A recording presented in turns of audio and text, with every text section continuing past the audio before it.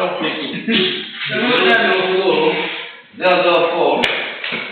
stroke 22. 004. Yeah, what's stroke 4?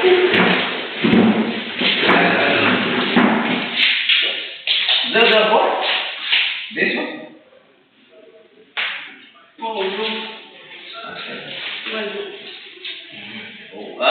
Yes, did you what?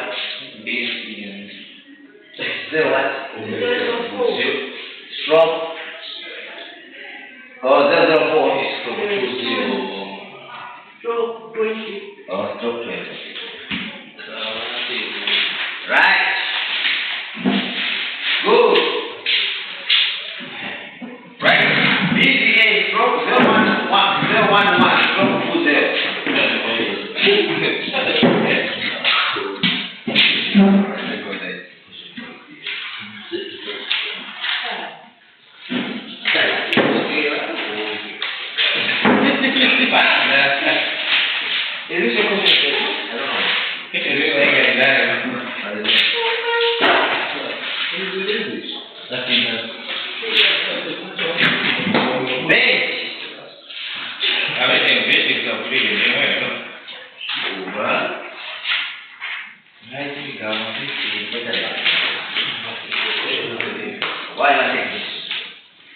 So we have 5 003 stroke 22. 5 003 stroke 22. Oh yeah. 5 004 stroke 20.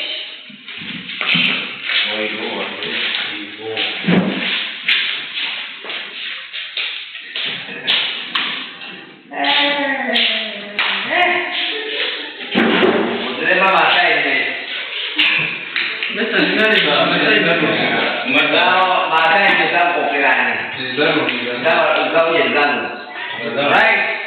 But 001 is stroke 22. That is what I'm saying. That's it.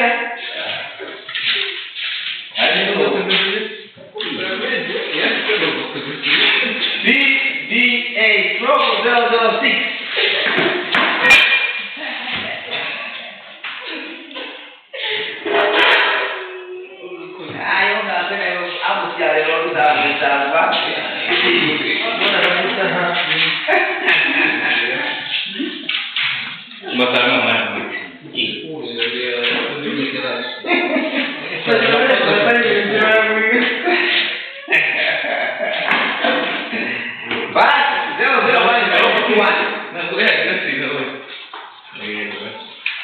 BGA stroke 012 stroke 22. Right? Let me just give you this clue when you answer a question. I think you have got the curve of ethics. The same problems you have been encountering in long time are the same that you are encountering up to this time. You are failing to know that you are mature. Those are the same problems that are. Yvonne, way of answering. You guys, you were told English, the time English, the use of that force, it helps you to know how to answer questions. This is not primary school, guys. It's not secondary school. This is university. You have to know that questions that are being asked here, they are essay questions. You have to narrate them using essays.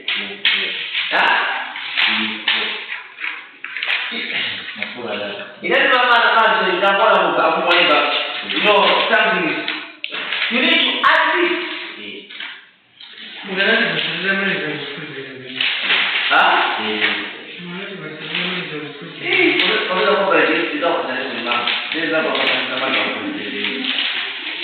A question like, I'm just telling you just how to answer it.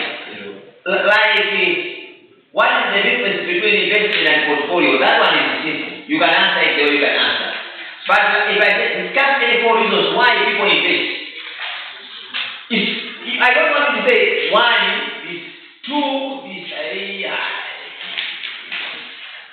But right at the heading, why people invest?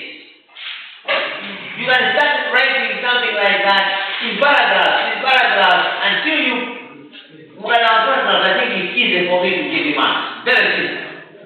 But the moment you start A, this, B, this, it means you are not discussing. The question is discussed. When anything really discussed, it means that's something A the form. Right? So you know what's the following. Yes, from there, you can write in brief.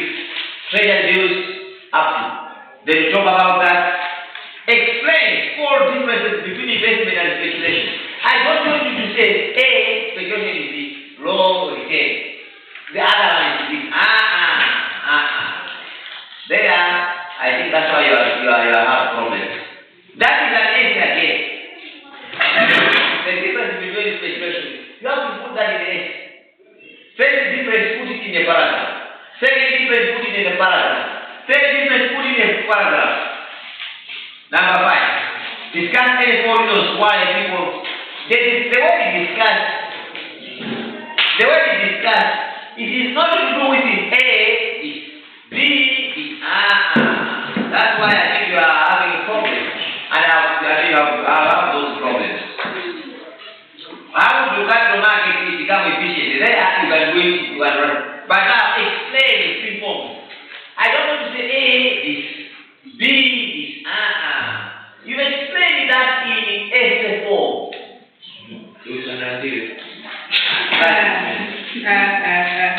But the back is also one. Sure? But oh, that's right.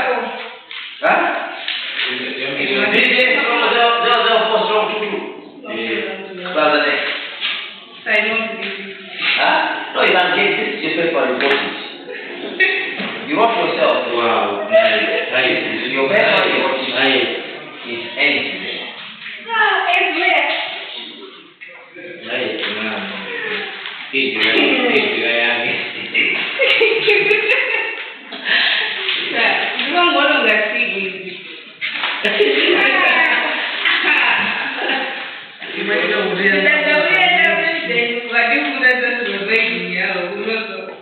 Oh, the president just was it's providing me and you. Me and Grant. It's not even this. What is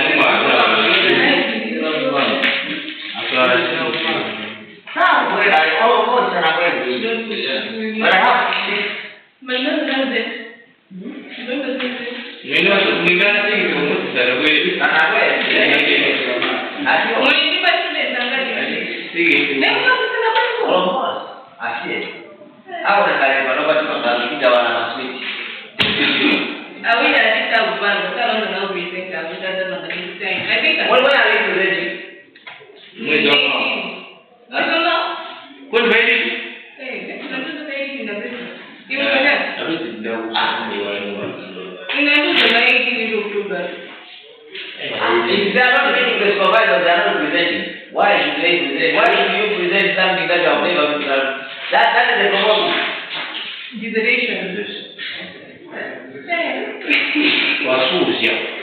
Check that maybe to present the food.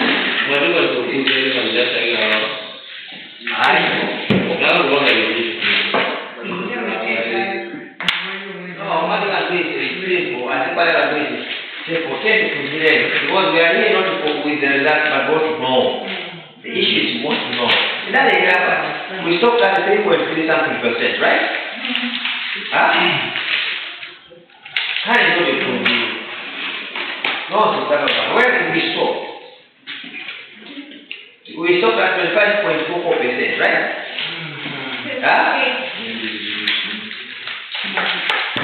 We stopped at 25.44%. Right about that. Oh, computing means historical return. Where is it? Yvonne.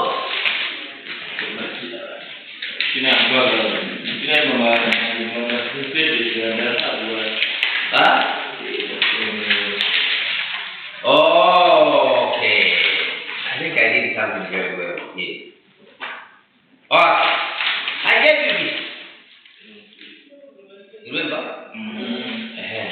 Then I'm discussing from computing mean historical return. I'm discussing computing mean from historical method. I think did I have a question about that? Did I ask about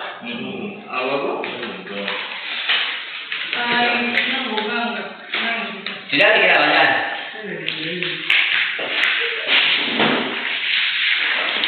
Right, let's go to computing mean historical return. Because that's why in the weekends I have already done that one. So let me do it with you. We are learning it only 5 weeks.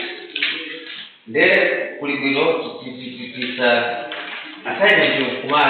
Check on the photo of the assignment. Let's have it.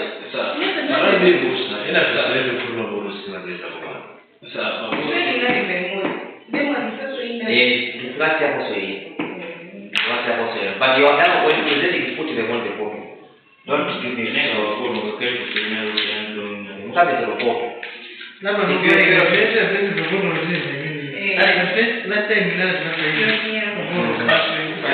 check on the photo. Tomorrow check on the photo. I think I'm uploading today. I want to take your physical something. And for your information, yeah, on Wednesday we are coming. What time? 8 o'clock. So that Monday is already going to start. It's a long weekend. I think I'm now step on computing with you, right?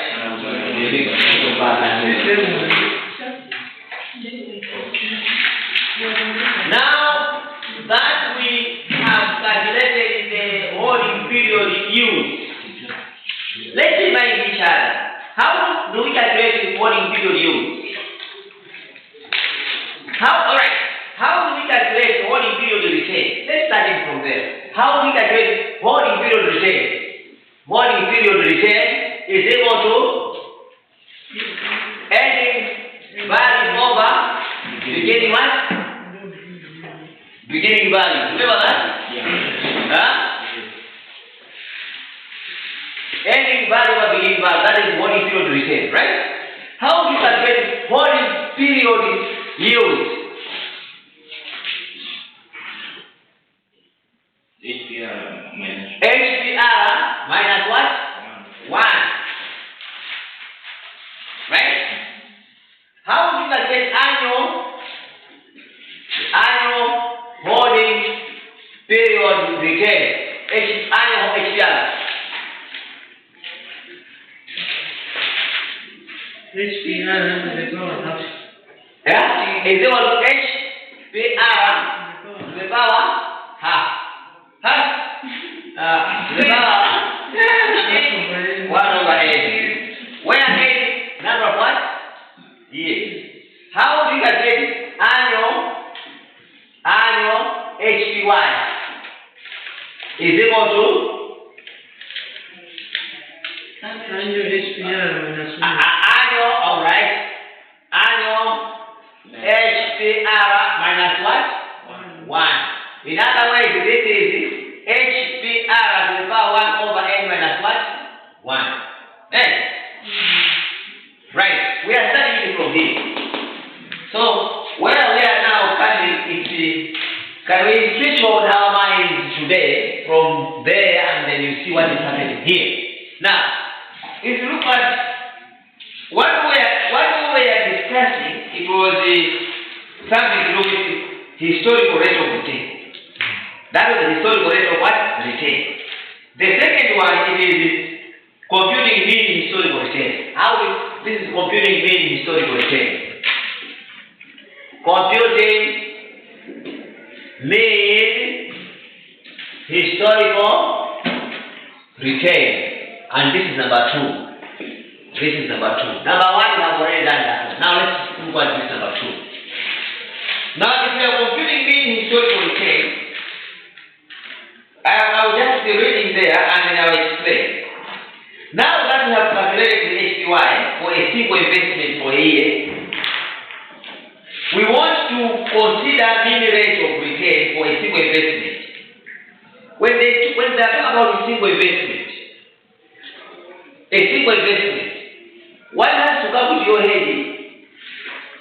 The investment that over here, I don't want you to come up with an investment of maybe baking madrasa and what. The investment we are talking about here is about my stocks and the shares. My mortgage, stocks, shares, that, and we call that one should come to your head. Anything to do with the investment here, it is something to do with my bonds, my treasury bills, my shares, which are known as my stocks. That should come to your head. Now, over a number of years, a single investment will likely to give a high rate of return during some years. Over a number of years, a single investment will likely give high rate of return during some years and low rate of return, or possibly negative rate of return during others. Well, it's what they're saying is, if you have, for example, you have invested in shares, assuming you have invested in stocks, right? It might be after 1 year, this is a simple investment. After 1 year, you may get high return, or you may get low return. It's possible. Low return. It is possible to get high return or low return. That is possible. That's why they are saying that sometimes if you have got this being a single investment, it is possible either to get high return or to get low return. It depends on that particular year. You are likely to have high rate of return, or you can have low rate of return, or sometimes you can get negative. Sometimes you can get negative returns. Negative returns here. That is possible. What do you about negative returns? Sometimes you can get low returns, high return, low return, or sometimes negative returns. Now in that situation, your analysis should consider each of these returns. But you also want a summary of figures that indicate the investment typical experience or the rate of return you should expect to receive if you own that investment over an extended period of time. You can derive such a summary figure by computing the mean or return of return for this investment over some period of time. Alternatively, you might want to evaluate a portfolio of investments that might include similar investments. For example, all stocks, all bonds, or a combination of investments. For example, stocks, bonds, real estate. Assuming you have all these things, you can analyze them, find whether you are having return or you don't have return. What do you use? You use what is called mean historical return. For this instance, you will calculate the mean rate of return for the portfolio of investments for an individual year or for a number of years. It's possible that you can have the shares and you can say, let me find out whether I'm having profit or loss. You use this method with mean historical return. So you can either do it within 1 year, you have bought shares today, and you can analyze those using the return. You can analyze that one, get whether you are having their return or they are not return. You can do that. Or you can leave it on the stocks. This year you can analyze, next year you can analyze, up to so many years. It's possible. That's why when you purchase the stocks, these are referred to as they are long-term investments. They are called long-term investments. Why long-term investments? Because from shares levels, you don't expect it to get a return today. You can monitor this year was much, next year how much, the other year how, it can take up to a number of years. Now in that situation, in those contexts, we call that one as a long-term investment. Therefore, these stocks are referred to as long-term investments. That is exactly what they are saying. That sometimes you can analyze my stock somewhere, or you can leave them, you can give them an some time, you can give them period, several years, until you see whether you are having returns or you don't have returns. That is very possible. But to do that, the easiest way of doing that one, you use what is called mean historical return. Mean historical return, what it means is that you are computing the return based on number of years. That's why it's called mean historical return. You are using number of years. Then, let's go to simple investment. Actually, we are having simple investment. And then we assume we have got multiple investments. Let's look at for simple investment. Given a state of annual rate of return, HPY, for individual investment, there are two summary measures of return performance. If you are given the annual rate of return, HPY, assuming you have HPY, the holding period yields. Given a set of annual rate of return, which is called HPY, for an individual investment, there are two ways of how you can measure the performance. In other words, how do you measure performance for this investment? You use the two methods. One, you use what is called arithmetical mean, which is AM. We call that one arithmetical mean. Arithmetical mean, which is called AM. Or sometimes you can use what is called geometrical mean, which is sometimes known as GM. Geometrical mean. You use this geometrical mean. These are the two ways of measuring the performance of HYC. A question could be in your exam, can you explain the two methods of measuring HPY? Assuming that you have got the stocks and that, and you want to measure whether you are having profit or loss, you measure using these two methods, the arithmetical mean or the geometrical what? The geometrical mean.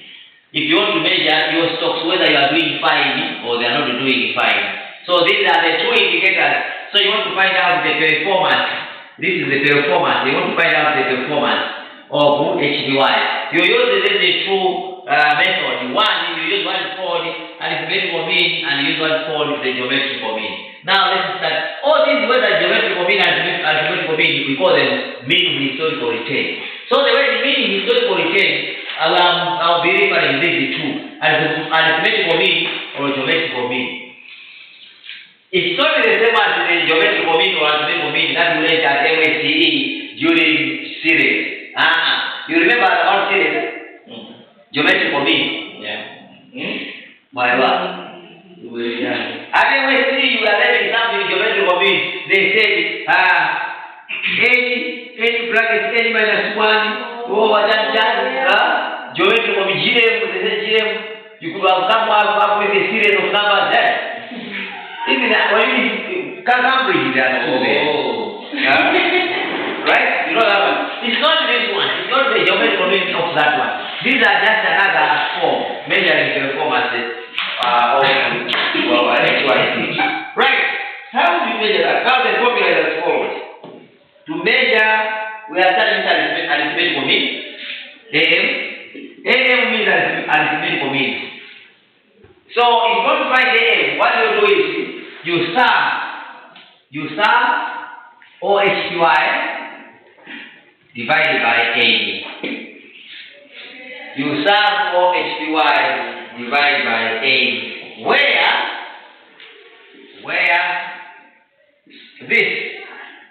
Where this sum HPY is the same as the sum of annual holding period use. The sum of annual holding period use. What is annual HPY? the sum of all HPY. And A, number of years. A is number of years.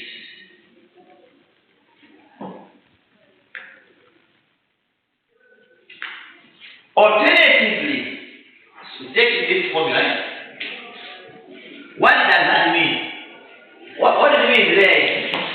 In your for this investment, you'll be given year 1 HPY and offer. Year 2 you'll be given. Year 3 you'll be given. Then for you to calculate his mean and variable mean, you have to add all the HPY. You know HPY is the percentage. You know, remember that, right? You add all the HPY, you divide by how many days are there. The answer you are getting, that is your arithmetic mean. Right? You add all the HPY, you divide by A. That is your arithmetic mean. You see it from the example. How do we find geometrical mean?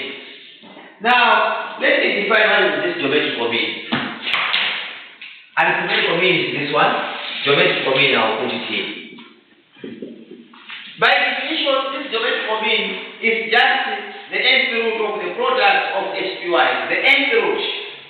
This is the nth root of the product of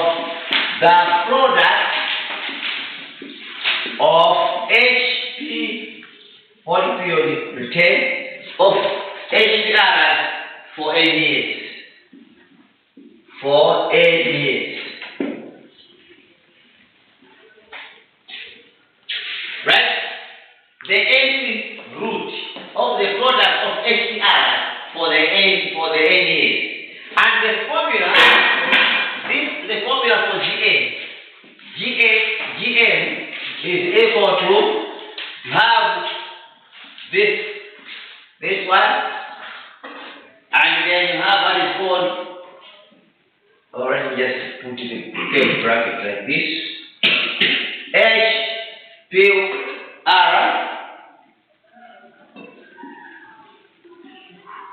1 over 8 minus 1. Where this is the product of HPRs. I.e. HPR 1 times HPR 2 times HPR 3 times HPR A.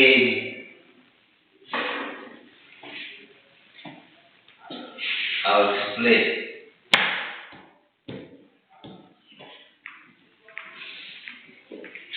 GM, geometrical mean, this is the nth root of the product of HPR for n years. You are given so many years. Yes, 5 years, 10 years. So the formula is this. This we simplify. This is simplify. What it means here is you are multiplying HPR for year 1 multiplied by HPR for year 2 multiplied by HPR for year 1, 3. The answer you are finding to the power 1 over what? 1 over 8. Minus. Then you are up. The answer you are getting there when you subtract 1. What you are getting there is you are getting geometrical what? Mean. So geometrical mean here. You are saying you have HPR 1 times HPR 2 with pi. I'm saying this not pi. This is just HPR 1 times HPR 2. When if there are 100 of them between year 1, year 2, year 3, year 4, the answer you are getting to the power 1 over 8. When you get that one minus 1, the answer you are getting that is geometrical mean. Is this one short pi? That one is short pi. That one is just it's a product. It's the product Now, a product of all HPRs was given here. Let's look at this example and then we can consider from there. Let's look at this example. Can I raise you something? Have look at the example. Let's go to an example. Geometrical mean and arithmetical mean. For an investment. Oh. No, you can get it from the paper. I'm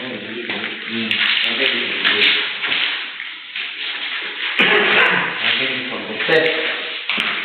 Right. Year 1. Year 1. Year 2. Year 3.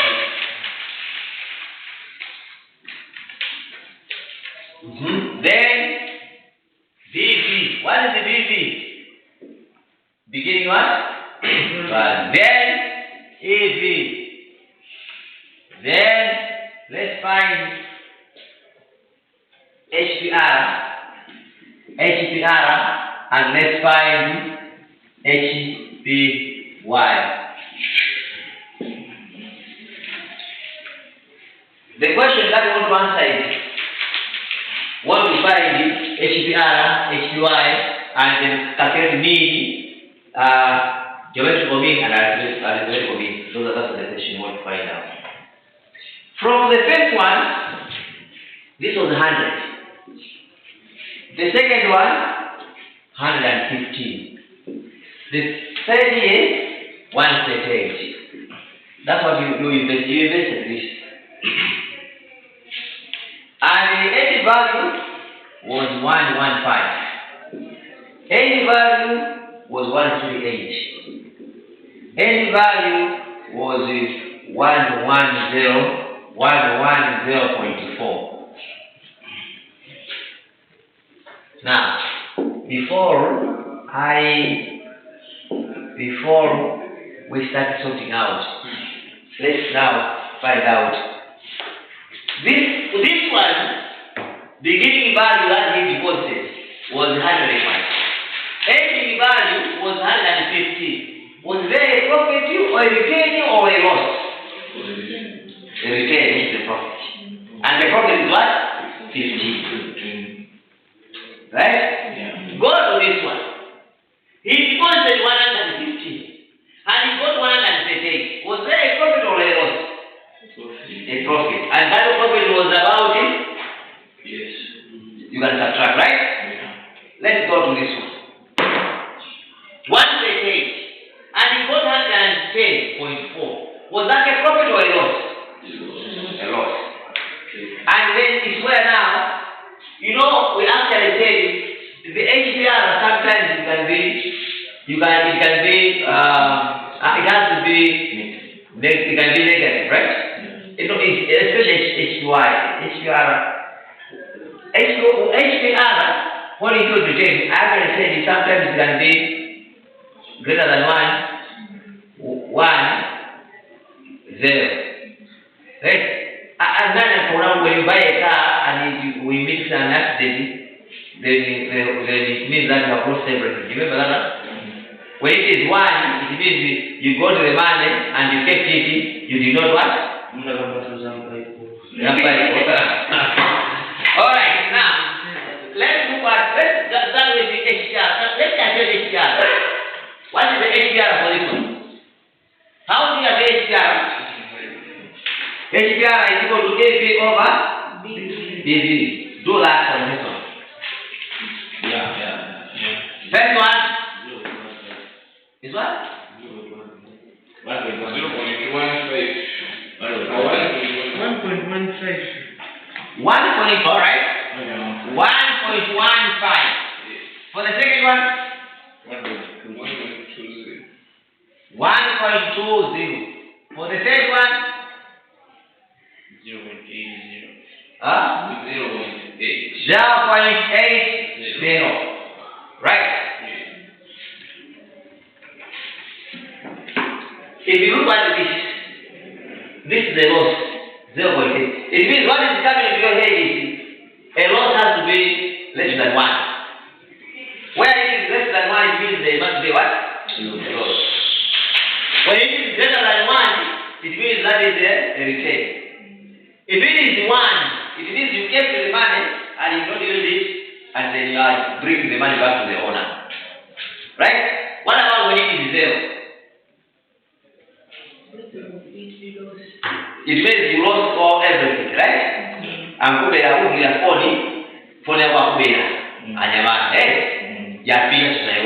so it means from there that is it. HY is 0. Right? Let's calculate HY. How do we calculate HY? So HY is equal to HPR minus 1.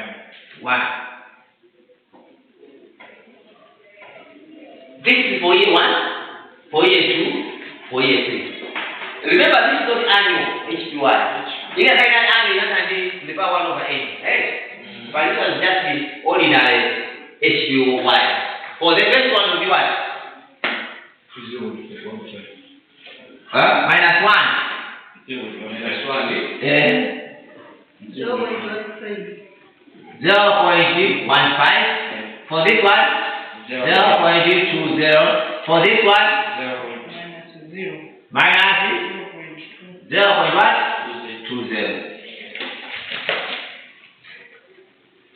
Now let's calculate. Now let's find out. Let's calculate AM. Now let's calculate AM. Let's calculate arithmetical mean. How do we calculate? What's the formula to find arithmetical mean? You sum of HPY over what? A. Sum of HPY over A. Can you add HPY? You sum all the HPY. This one. Sum there. 0.15 divided by 3. Now see, even if you don't calculate, Uyu minus 20 gives you what? 0. See, this one is 20, this one is 20. Gives you what? 0. What is dividing 0 by 1? What? It's this one. Divided by how many are there? 1, 2, 3. 3. Get the answer there. What is this one? What? 0.05. Right? But HY is the percentage. What is that? How do you come up with the percentage? 0.05? What? Change the percentage. 5%. So this one is 5%.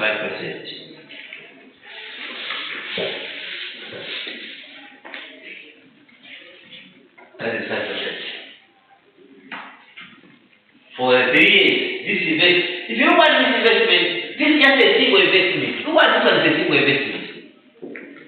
As long as it's a single investment, you invest in it for the first year, second year, third year. And then to find this is the arithmetical mean. You sum everything here, divide by A, and you come up with this and to find the last. Right? How do we calculate the geometrical mean? Let's calculate the geometrical mean. Geometrical mean. GM, yes, GM. Geometrical mean is equal to, what's the formula for geometrical mean? Formula? Yes. This one. H, V, R, cross the bracket. Right? The power 1 over 8 minus 1. Where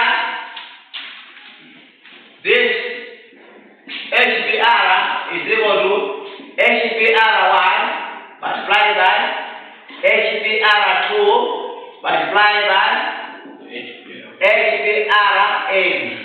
Right? Now let's find out from this one. So this one is the same as this and that, right? HPR 2 HPR 3 multiply, right? So what I'm doing there, 1.15 multiplied by 1.20 multiplied by 0.80, right? The answer to the power 1 over what? N minus 1. Do that. Find out. And 1 over N is 1 over 3. This is your N is 3. Multiply that.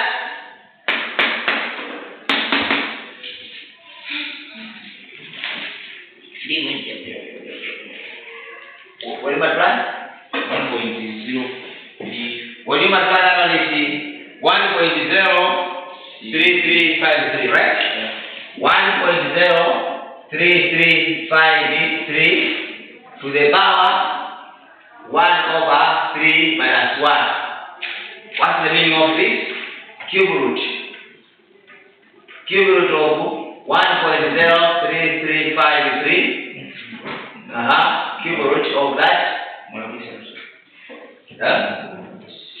You don't have the number you. That's the answer to the cube. I want 1.104. What? Are you sure? Yeah. There is 1.04. Or 1.04, like this one, right? And then to the power that one gives you what? This gives you 1.0335, like this one, right? Yeah. Minus 1. Minus 1. Then it gives you what? 0.03353. As percentage, what is that? As 3.3 or 5, or let's just 3.4%, right? To the nearest, or let's say 3.353%, no problem.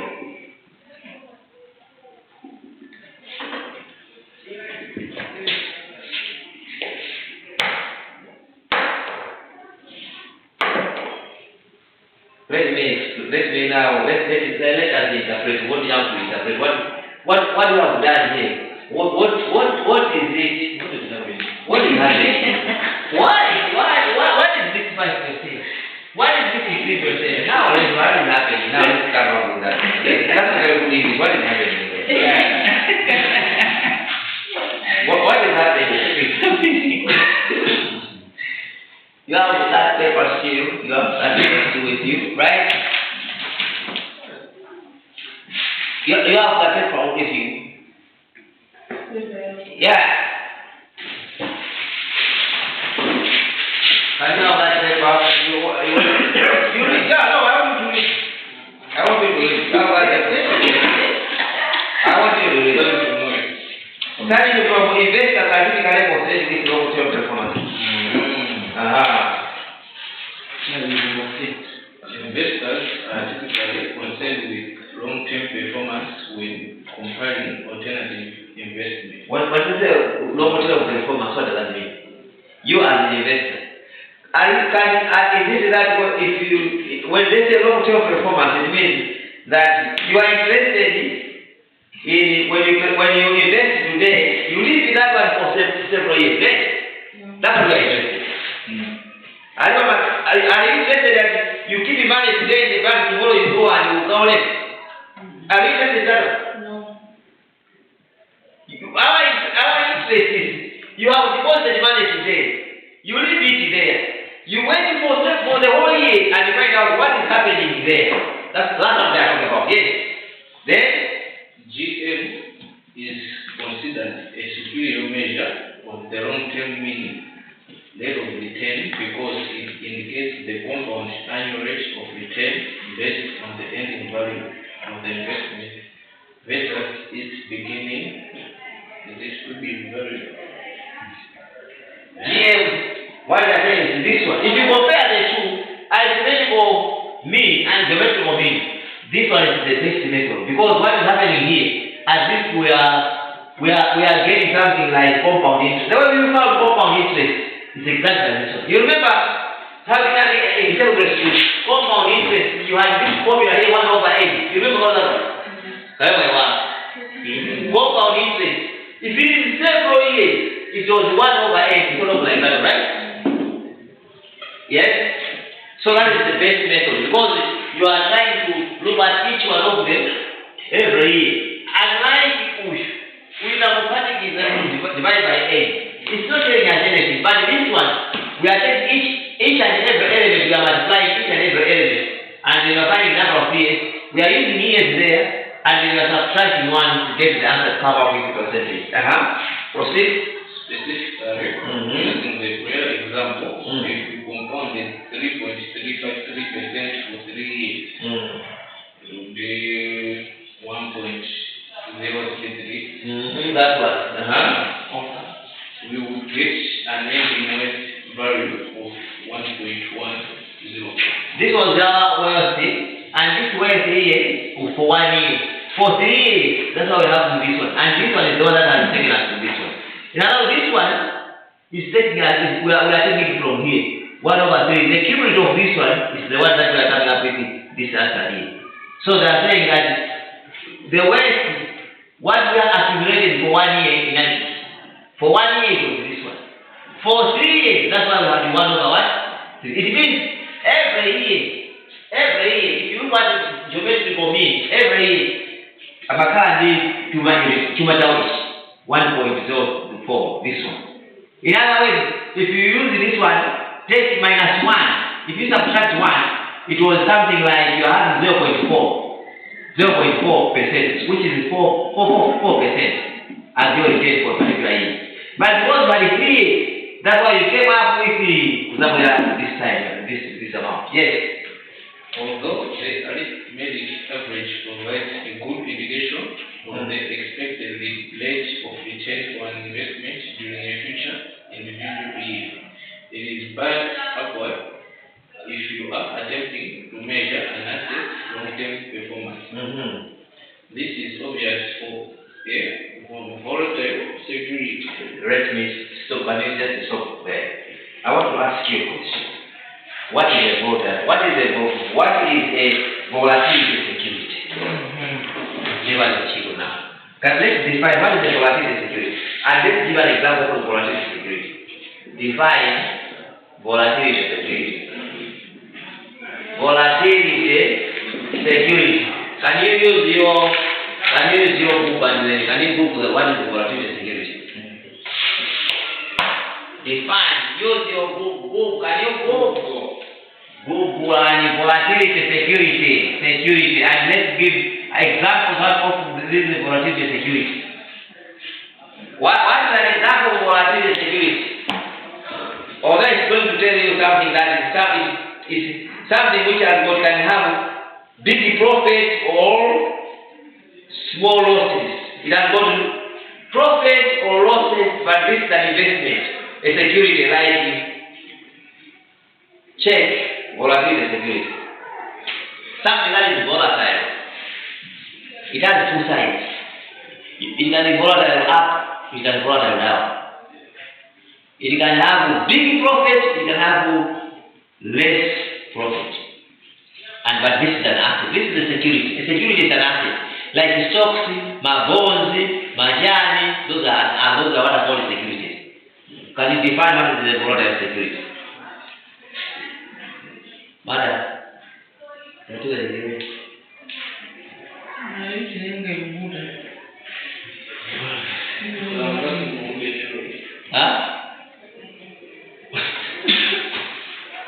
Au boleh dipandang.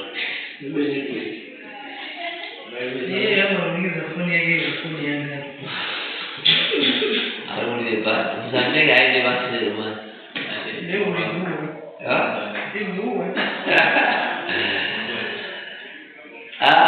Peace. What is the volatility? Hey, what is the volatility?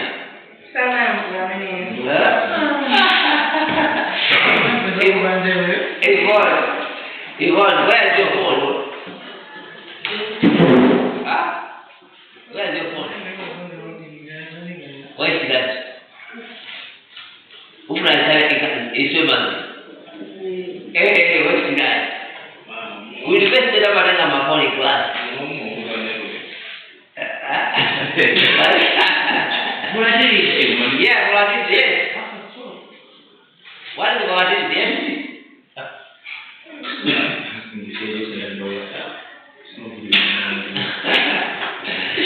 Volatility. Okay. Yes.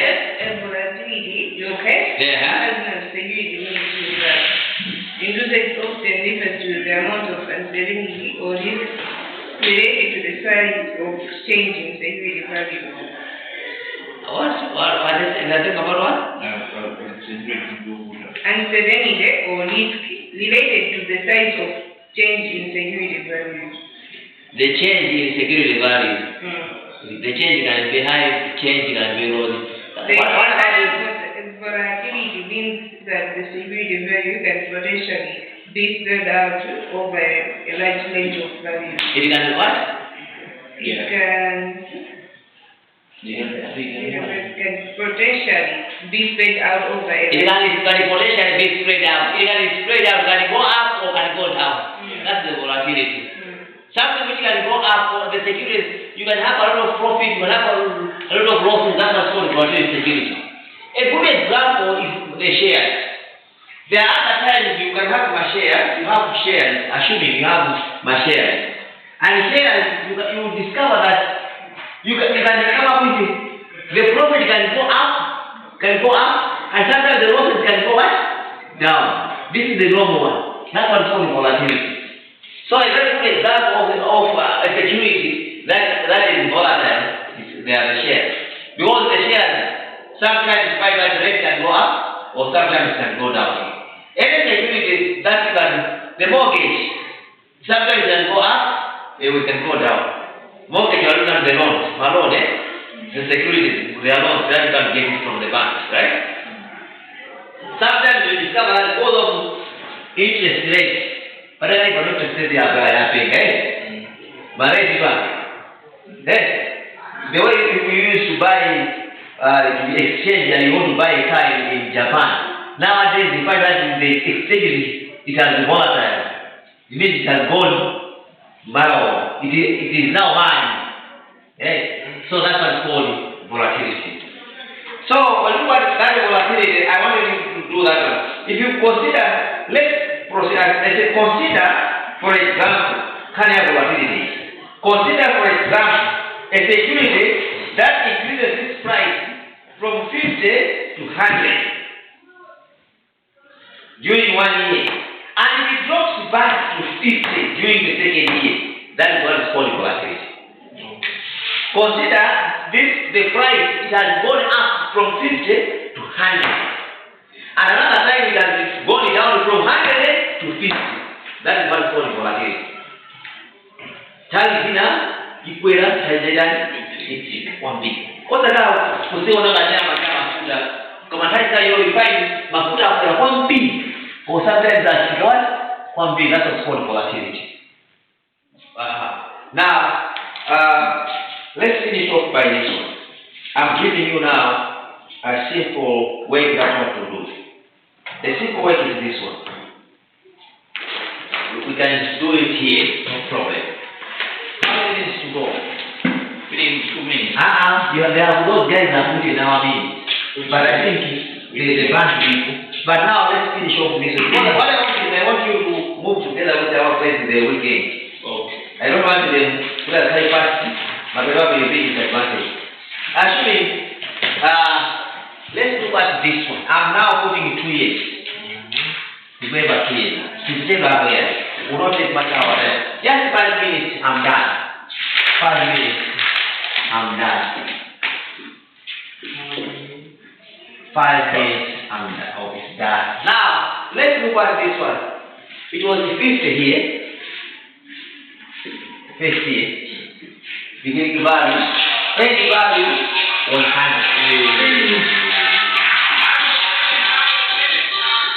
Then 100. It is dropped to 50. Let's make out to me. And AM and GM. Can you work out that? Can we make out that? What did you do?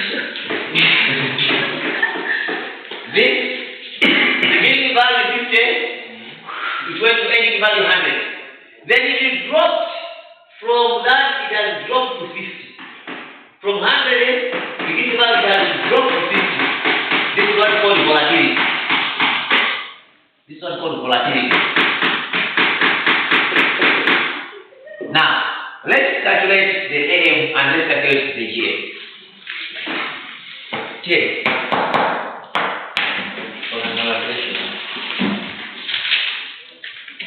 Calculate HBR and HY.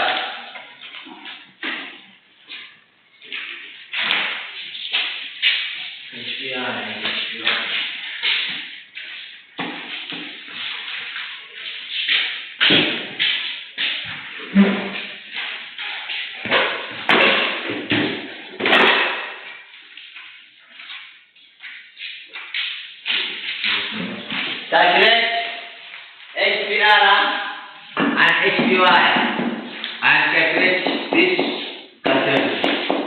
this do that. While we are calculating, can we say plus?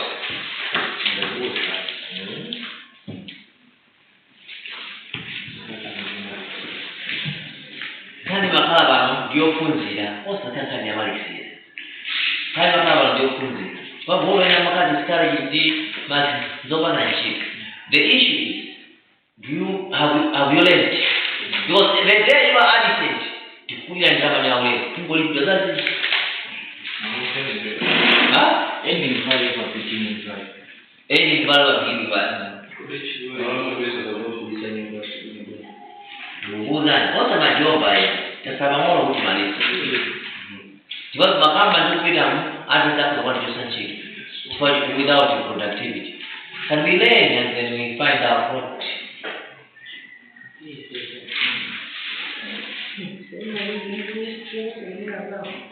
Huh?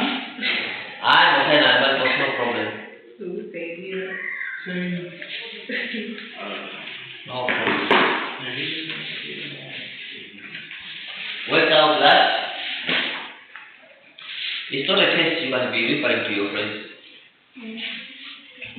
Random.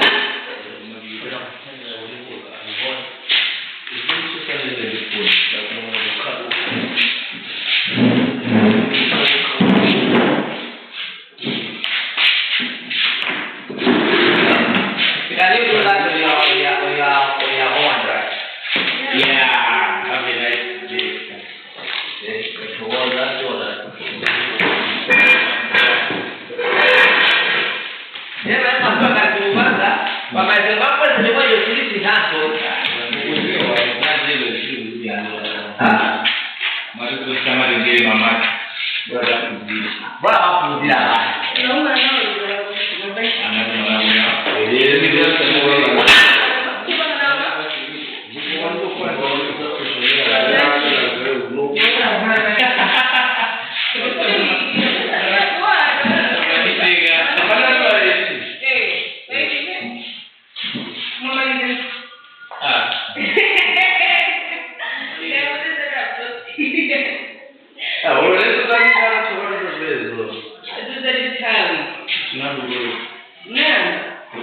In fact, kabaddi.